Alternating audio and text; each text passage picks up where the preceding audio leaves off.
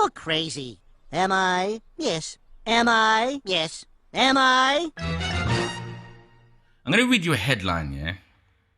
And it goes as follows. Young offender who stabbed a teen at a knife awareness course convicted of murder. And now I'm going to show you the image that went directly beneath that headline. Having heard the headline and looking at the picture, would you say that the guy in the image was the perpetrator or the victim? And I'm going to be honest with you, yeah? Right? As I was just glancing through my Twitter feed and it came up, right? My first knee-jerk reaction was, oh, here we go again. What is wrong with these young black kids these days? Oh my days. How can we just have this Black Lives Matter whole, you know what I mean, protesting movement, and then you gonna do something like this? This is all running through my head. Right? And then something caught my eye. And it was the name Vladimir. And I went, hey, Vladimir? That ain't sound like a typical black person's name. So then I was like, well, let me go a little bit further into it. Let me have a read. Because I kind of like, to be honest with you, at that point, I really should have just, when I first saw the headline, what you're supposed to do is you're supposed to investigate. But I made the common mistake that a lot of people make, and that is they just read the headline and then just run with that, right? But since I'm doing what I do, I thought to myself, I should have known better, yeah? Right, but that's neither here nor there. So I looked into the story, yeah? And lo and behold, here's the image of the guy that did it. Now, what I will say is that when I first read the story, I couldn't find this image, right? All it was the headline. And now, the first day that this story came out, which I think was yesterday morning, yeah, there was no revealing of who actually committed the crime. It was just the headline and the picture of the black guy, right? So, again, when I looked into the name and I saw Vladimir, I was like, interesting, right? Boom. So then when I read the article now, it stated here that the victim, yeah, was the actual black guy.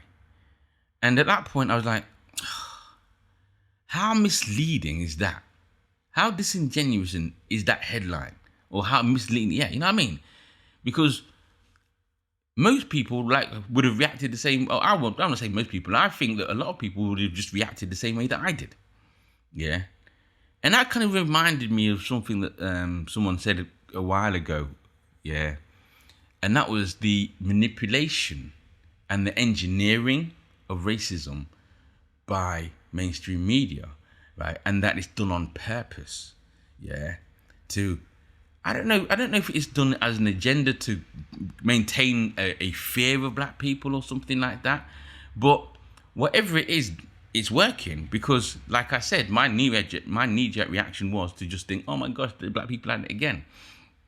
And at this point, I want to tell you a little story, yeah, about something that I went through that happened to me. And I was at a motorway services one day, yeah, through work, yeah. And I've gone in there to get something to eat and sit down and have my break. And I'm surrounded by bare different groups of people, yeah, but there was hardly any black people in there, yeah. And then a group of about 5 black guys came in. And I looked up and I've gone, oh, here we go, here comes trouble, right? And I physically had to, not physically, but I mentally had to slap myself and say, why did you even think that? What made you, and why am I even saying that to myself? Yeah. 5 black guys walking into a motorway services just like everybody and anybody else. Why am I even thinking that here comes trouble? And I had to stop myself. And I was kind of like, I was hurt by that, to be honest with you. Yeah. So, and I was thinking, it's articles or the reporting of stories like this that made me think that way. And I don't think it's just me and I don't think it just had that effect on me. I think it has an effect on society in general.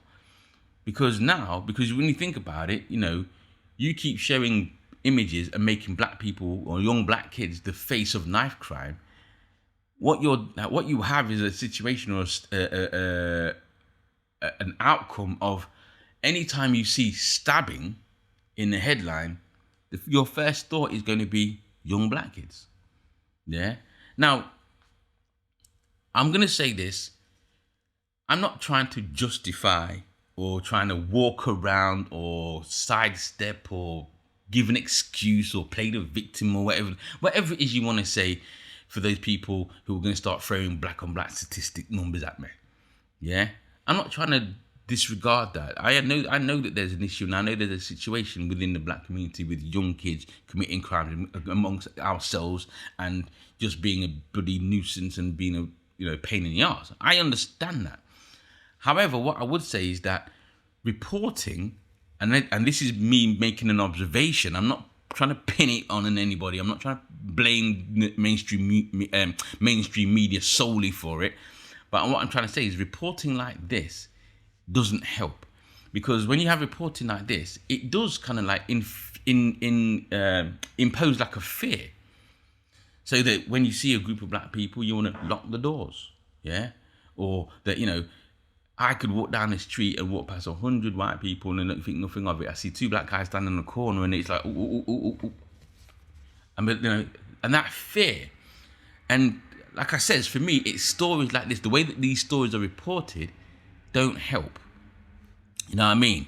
And like I said, the fact that it was a white person that did it, yeah, that kind of almost brought me on to another thing where is I've also observed that I find it interesting that whenever there's a white perpetrator or there's a situation where the victim is white or the perpetrator is white, you normally tend to find an image of red tape and police cars or a crime scene.